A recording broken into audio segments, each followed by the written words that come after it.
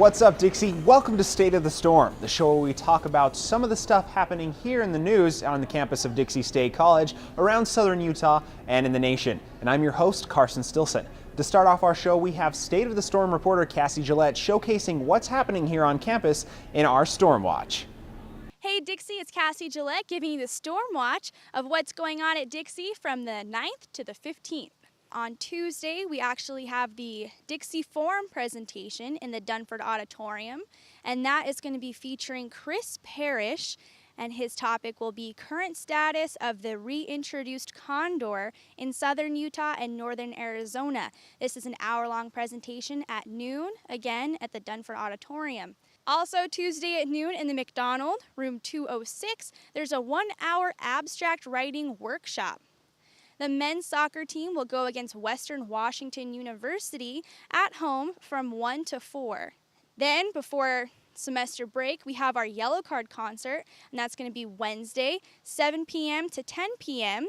with opening acts Go Radio and Every Avenue. Everyone should come and pre-order their tickets. All right, now I'm here with Jake Bird, who is the Spirit Chair on Student Government and also spearheading the Yellow Card concert. Jake, can you tell us a little bit about the Yellow Card concert coming up? Well, we're really excited for it. We got a lot of cool promotion stuff we're doing, all kinds of stuff going on at SUU. We just went to the Dixie High School today and doing a lot of ticket sales. We're really stoked for it. The coolest part about it really is the change that it's going to provide for Dixie. As everybody knows, we're turning into a university here in the next 4 years or so, and we're really excited to up the student life. You know, administration's doing all kinds of wonderful things to make sure that we're academically going to be correct and ready and have the right professors to be a university. And the Spirit Committee of Student Life, we're really doing our best to make sure that we're going to be there with Spirit too. You know, you go to big universities and there's all kinds of school spirit, and we just want to make sure that we can catch up when we're doing those huge things. So Yellow Card really provides a big, that's the only way I can say it. It's really going to take us to the next level of doing events at the college and all kinds of cool things. It provides a lot of new opportunities for next semester if Yellow Card's a success. So everybody should definitely come out and help us make sure it's a success so we can keep doing really big stuff like this. Awesome. Is there anything else you'd like to add? Well, we're talking to all kinds of artists. We'd really like to start a poll so we could get students ideas on what bands they'd like to see in the future. You know, I mean, we've talked to all kinds of different bands, you know, whether it be rap music or whether it be pop music or punk music, anything that's at least at school appropriate. So we like students to reach out and tell us what they're interested in. And most of all, we'd really like students to come and support this event. That way events in the future can be possible. Okay, awesome. That sounds so exciting. All right, and back to the calendar. On Thursday, Howard Jones will have a concert in the Cox Auditorium from 7:30 to 9:30. And then Friday and Saturday, there will be the Celebrity Concert Series from 7:30 to 8:30, again in the Cox Auditorium, featuring the Enoch Train Folk Group. On Saturday, there's sports games, both home and away, like the football game versus Azusa Pacific University at 1 o'clock in the afternoon on Saturday. All right, that's it that's going on this week since we have semester break coming up. And make sure you keep an eye out for all the homecoming events next week. All right, see you around, Dixie. Thanks for that, Cassie. On to some southern Utah news. The Huntsman World Senior Games are in town and the event has attracted a huge crowd. The games will hold a variety of competitions from volleyball to cowboy sport shooting, and athletes ages 50 and better, yeah, you see what I did there? Will perform in events until October 15th, and according to city officials, it will bring a huge economic boost to St. George.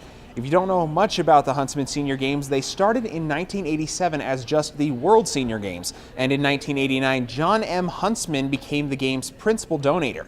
Thus, the games were named after the Huntsman Foundation. Since that time, the games have become so big and have attracted enough attention for famous Olympic athletes to attend and speak at the game ceremonies. This year's special guest happens to be the most decorated Olympic gymnast in history, Shannon Miller. Shannon began Olympic training at a very young age and by 1992 had received more medals than any gymnast, male or female. State of the Storm got the chance to talk with Shannon, and she told us the key to achieving an Olympic dream. I think You have to have, number one, you have to have the passion. You have to enjoy what you do.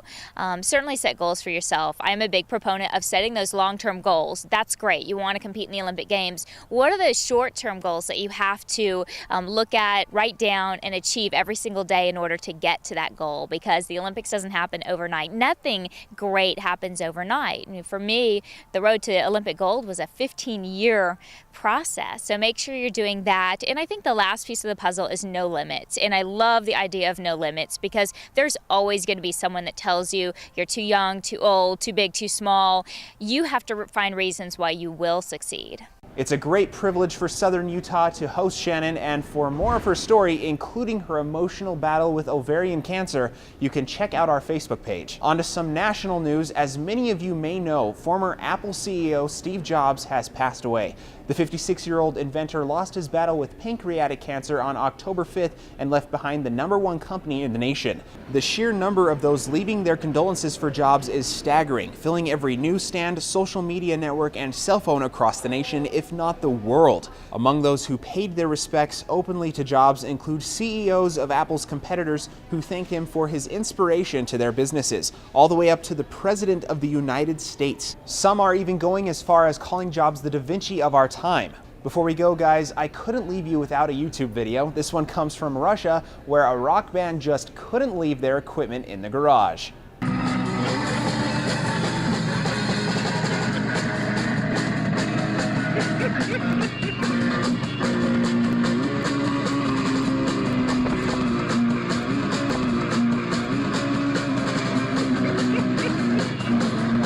Well, that's all for this week. Be sure to check out State of the Storm on Facebook. Leave us some comments, feedback. Let us know what you think about the show. But as always, for the Dixie Broadcasting Network, I'm Carson Stilson, and we'll see you next time, Dixie.